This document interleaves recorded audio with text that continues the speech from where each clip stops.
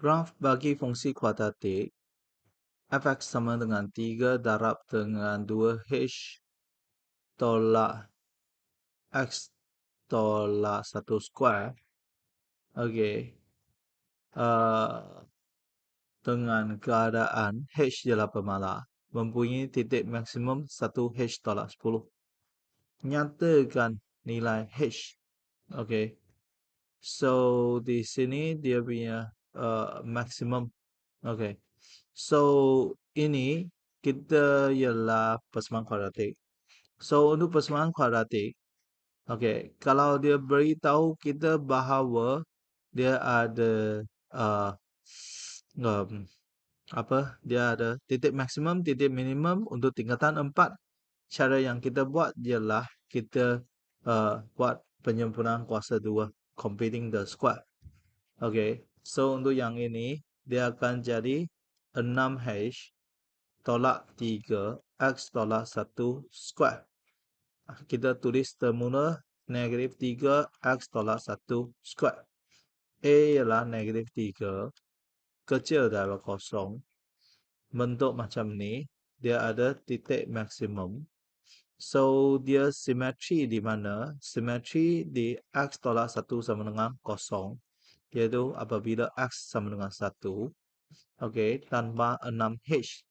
So, tambah 6h ini adalah dia punya maksimum.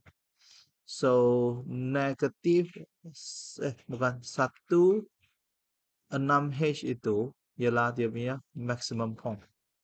So, dia punya h, 6h sama dengan h tolak 10. 5h ialah negatif 10. H ialah negatif 2. Okey. So, di sini kita dapat h sama dengan negatif 2. Okey. Nyatakan jenis punca untuk f(x) sama dengan kosong. Justifikasikan jawapan anda. Okey. So, di sini kita tahu bahawa dia punya titik maksimum ialah yang ini ialah negatif 2 tolak 10, iaitu negatif 12. Ataupun di sini kita ada 6 darab negatif 12 ialah negatif 12. So, f(x) kita tulis semula. So, untuk yang B punya, dia punya f(x) adalah negatif 3 x tolak 1 square tolak 12. Okey. So, dia tak ada punca nyata. Okey. No real root. Okey. Kenapa? Kerana kita tahu bahawa x tolak 1 square sentiasa lebih besar daripada kosong atau sama dengan kosong. Negatif x tolak 1 square sentiasa kecil atau sama dengan kosong. Negatif 3 x tolak 1 square tolak 12 dia akan kecil daripada kosong. Kerana yang negatif punya tolak negatif 12 dia lagi negatif lah. Kosong tolak negatif 12 dia akan lebih kecil daripada kosong. Dia sentiasa. Okay, so di sini kita tahu bahawa f(x) dia sentiasa lebih kecil daripada kosong. So, no real root. Okay, because, okay, f(x) always negative. Okay, ini ialah cara pertama. Okay, untuk cara kedua, okay, dia adalah dengan kita kembangkan yang ini, dia akan jadi negatif 3 x square tolak 2 x tambah 1 tolak 12. So, di sini dia akan jadi negatif 3 x square tambah 6x tolak 3 tolak 12. Negatif 3 x square tambah 6x tolak 15.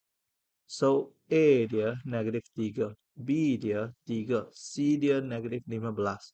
So, dia punya B square tolak 4AC adalah 3 square tolak 4 negatif 3 negatif 13, 15. So, 9 tolak 4 darab negatif 3 darab negatif 15. Dia adalah negatif 171, kecil daripada kosong. Okay, so maka no real root. Oke, nanti ini ialah 6. B dia 6. Oke, saya buat kesilapan. B dia ialah 6. 6 square. Oke, so 6.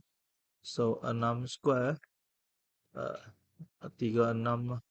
Negatif 144. Oke, no real root. Oke. Hmm. So, cara yang ketiga, oke, ialah kita tahu bahawa dia punya fx adalah macam ni. Oke, dia punya a ialah negatif 3 kecil dari kosong, bentuk macam ni.